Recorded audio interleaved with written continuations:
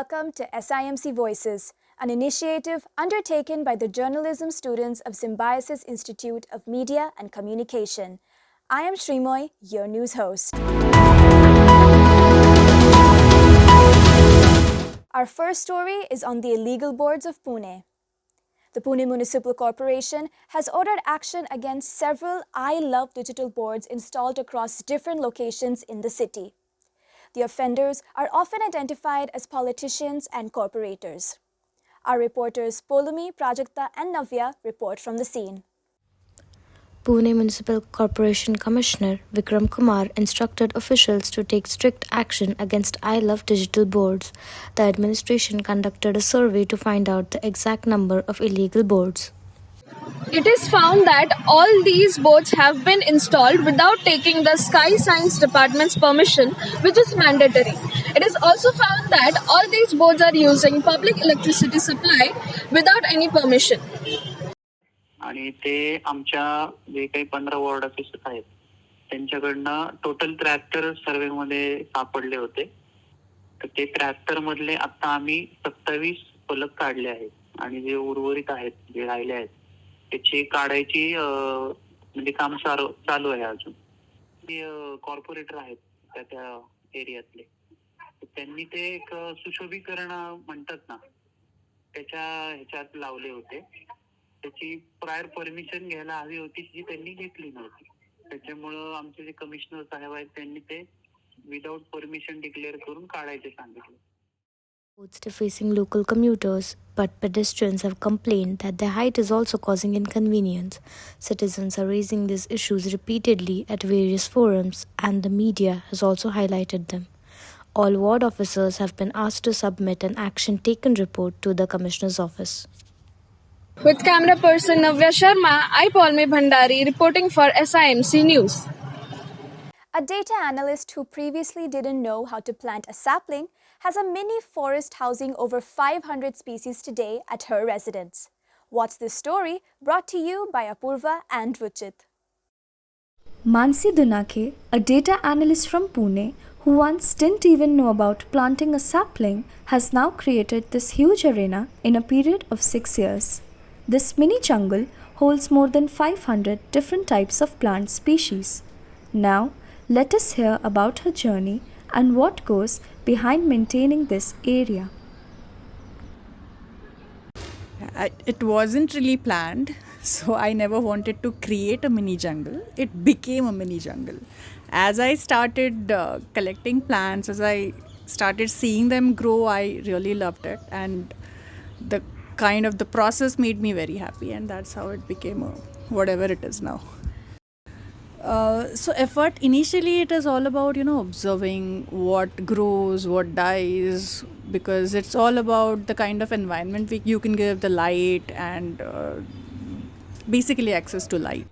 Shrijan Mathur, a botanist from Pune, gives us an insight about the city and its climatic conditions suitable for such plantations.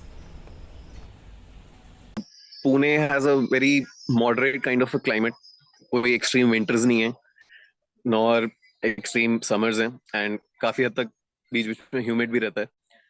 So tropical plants mostly thrive there. Alocasias, oxycardiums या philodendrons एक पूरी species है plant की. Those thrive very well in Pune.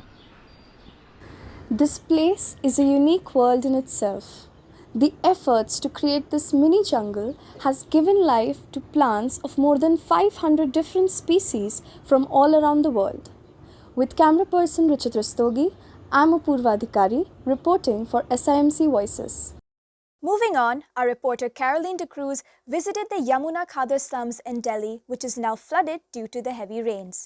She unearths the struggles of the people from the slum, who are forced to live on the flyovers or on the roadsides. Being displaced by floods over and over again has become a way of life for these slum people. In September, due to sudden rains in Delhi, the water level of the Yamuna River rose to 206.11 meters, which is above the danger mark. This caused the excess water to flow over the riverine fields and Yamuna Khadar slums. Most people who live here are rickshaw pullers, maids, farmers, etc. Yamuna किनारे रहता है, चांचुक में एकदम से पानी आ गया तो फिर वो सब चीज़ बह जाती है, फिर नए सिरे से बनानी पड़ती। Their fields are flooded with water and sudden rains had destroyed their crops. From utensils to clothes to food, everything got destroyed. To save their lives, they have to move to roadside or live under flyovers. बारिश गिरता है तब ऊपर आना पड़ता है, जब बाढ़ आ गया तो ऊपर आना पड़ता है। With their house, way of earning, food, and money gone, they are left helpless. Maybe if they would have received a warning against rising water level above the danger mark, then it might have saved their belongings. This is not the first time they have come up from riverine to roadside. खाने की, पीने की, सोने की, उठने की, बैठने की सब दिक्कत ही है ना, काम धंधा सब बंद है। This is a story of every monsoon. Yamuna River, which is prayed as mother, is becoming a cry for Yamuna Khadar slum. Due to the rise in Yamuna River, these people faces many problems, such as they have to resettle on the roads. Due to the smelly river and polluted water, they can't drink it, and now they even face diseases such as stomachache, throat infection, fever, etc. You are with camera person Kiran DeCruz and I'm Caroline DeCruz. On a rather positive note, the Kanha National Park in Madhya Pradesh's Mocha district has opened up for visitors after 2 years of the COVID-19 pandemic. Our reporter Ridya covers the economic implications of MP in connection with the national park. Tourism was stopped for 2 years during the COVID-19 pandemic. This affected the economy of a lot of locations in the country which were dependent on travelers. Kanha National Park is one such place. As Kanha National Park reopened in October this year, we reached the place and talked to people related to the travel and tourism sector to know how the lockdown affected the economy. We first interacted with Mr. Manoj Pal, a manager of a hotel of MP Tourism. Covid आने के बाद tourism industry पूरी बंद हो चुकी थी, hotel सारे बंद हो चुके थे, गेस्टों का आना बंद हो चुका था, जिससे काफ़ी लॉस हुआ टूरिज्म इंडस्ट्री को, क्योंकि जो हमारे यहाँ एम्प्लॉयज़ काम करते थे, कितने एम्प्लॉयज़ को नौकरी अपनी छोड़ना पड़ी क्योंकि We then interacted with Mr. Vijay Barmaiya, a shop owner of tribal art at the district where Kanha is situated. और यहाँ पे जो 18 गांव आसपास जो क्षेत्र है वो पूरा टूरिज्म से डिपेंड है। यदि टूरिज्म बंद हो जाता है, पार्क बंद हो जाता है तो यहाँ आय के सारे स्रोत बंद हो जाते हैं। तो ऐसी स्थिति में जब कोविड आया तो कोविड के समय में सबसे पहले यही हुआ कि यहाँ पे पार्क बंद हुआ तो हमारे आय के स्रोत बंद हो गए। The curb on travel has indeed affected the economy of the district. This was our report on the reopening of Kanha National Park. This was Ridya Shrivastava with camera person Harshvardhan signing off. Our next story is brought to us from Chennai. The construction of the second phase of the metro rail is causing the roads of the city to shrink. This is causing difficulty to ambulance services and commuters alike. Archit and Nidarshana report from Chennai.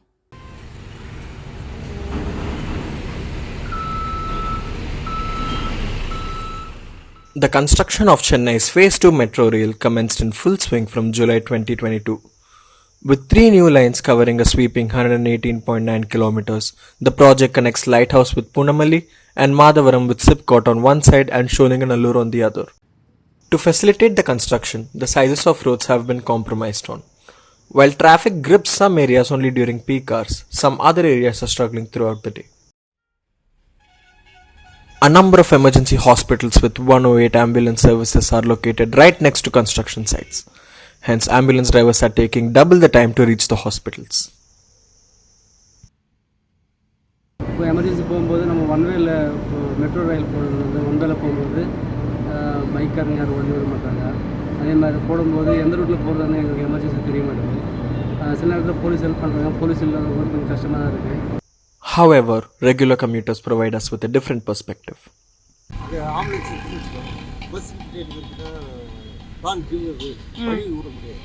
அதான் நாங்கள் வந்து ஒதுங்கிடுவோம், indicator போட்டு நாங்கள் ஒதுங்கிடுவோம். But traffic தான். In a press statement, CMRL committed to widening the roads in the city. However, no measures have been taken yet. Residents around the Phase 2 metro are under severe distress since the ongoing construction is estimated to go on for the next 6 years. Widening of roads and a faster D-Day might help ease the distress. This is Nidarshana with camera person Archit signing off from Chennai for SIMC News. Halloween and creative costume wear alone do not define October. It is also the month for breast cancer awareness. Apart from the trendy pink beverage that Starbucks offers, pink shoelaces and jerseys that athletes wear, and several celebrities' endeavors on social media, Aditi and Jasnoor take part in spreading awareness. Not many know that October is Breast Cancer Awareness Month. In 2020, more than 2 lakh women were estimated to have been diagnosed with breast cancer. Although male breast cancer is an uncommon malignancy, the incidence of breast cancer in males is slowly rising as well, with it comprising 1.03% of total breast cancer cases. In my previous OPD, I have seen few, 1 or 2. Actually, it is rare, but I have seen it, 1 or 2. Men account for 1% of all breast cancer cases, with a rarity of only 1% in the cancers affecting them. The mortality rate, however, seems to be higher at 19% compared to that of women. We spoke to Dr. Rahul Kulkarni, an oncologist from the Symbiosis University Hospital and Research Center, to gain more clarity on the subject. We talk about females because breast cancer in males is very rare, and generally the risk factors for males don't work in the same way as like for females.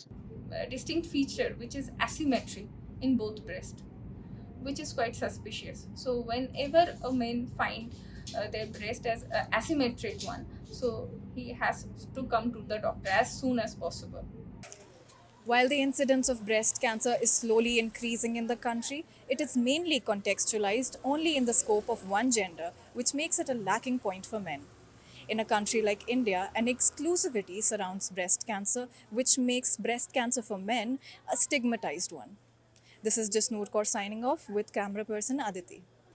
With music festivals in India making a comeback after a 2-year hiatus, Dharamjot helps us take a look at the journey of Pune-based musicians who have been the flag bearers of the indie music industry. India's tryst with music has been a really long love story for the country.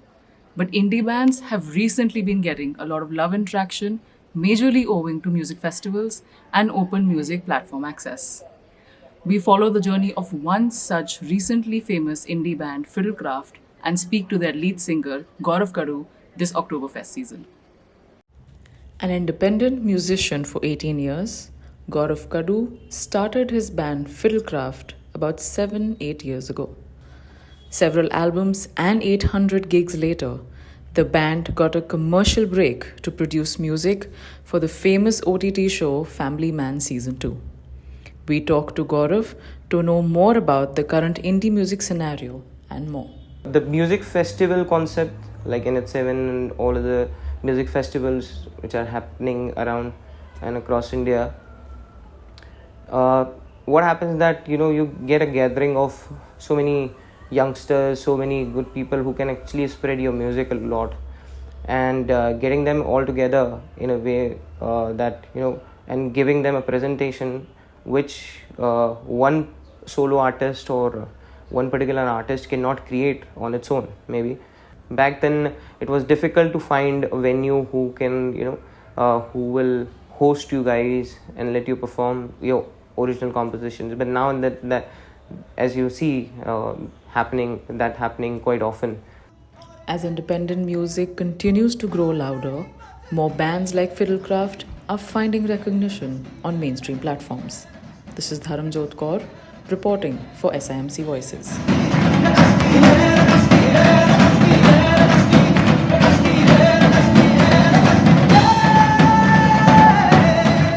Pop culture's fascination with serial killers and their romanticization is not a new phenomenon. In line with this is the story of Jeffrey Dahmer, one of Netflix's most popular releases. In an attempt to decode this trend, Angana and Yukta try to decide if cinematic experiences really cloud judgments. The much-awaited thriller crime fiction, The Jeffrey Dahmer Story, premiered on Netflix recently. As the people's obsession with docudramas go, the most problematic aspect of it is a glorification and the blurring of lines between reality and real. It makes a separation, a very slight separation, between the fiction and the non-fiction. The issue existed decades before the popularization of such shows on OTTs. So yes, I do think this is, in an underlying sense, a sexual attraction, using that word very broadly for the moment. But there is no question but what violence does quicken the pulse of many people, and certainly of young women. I would say don't dramatize it at all. Don't dramatize something like this. You can do biopics on so many different kind of people. Fan edits and Reddit theories have certainly proved otherwise. We see how people glorify and idolize these lecherous killers all the way. Don't do it to mass killers. Don't dramatize it.